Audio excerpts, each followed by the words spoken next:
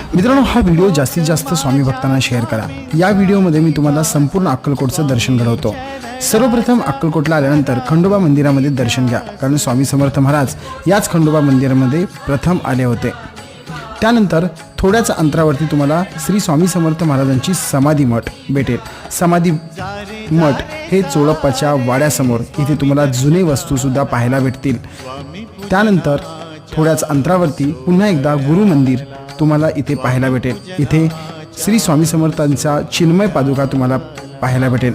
याला बाळप्पा महाराज मठ असेही म्हटले जातात आणि इथे महाप्रसाद सुद्धा दिला जातो। श्री स्वामी समर्थ महाराजांच्या वटवृक्ष मंदिराजवळ आल्यानंतर तुम्ही इथे तेथील प्रसन्नता आणि तेथील दर्शन घेऊन तुम्ही तुमची जर काही खरेदी करायची असेल तर खरेदी करू शकता आणि त्यानंतर अन्नछत्र मंडळामध्ये तुम्ही महाप्रसाद सुद्धा घेऊ शकता। व्हिडिओ आवडल्यास लाईक करा।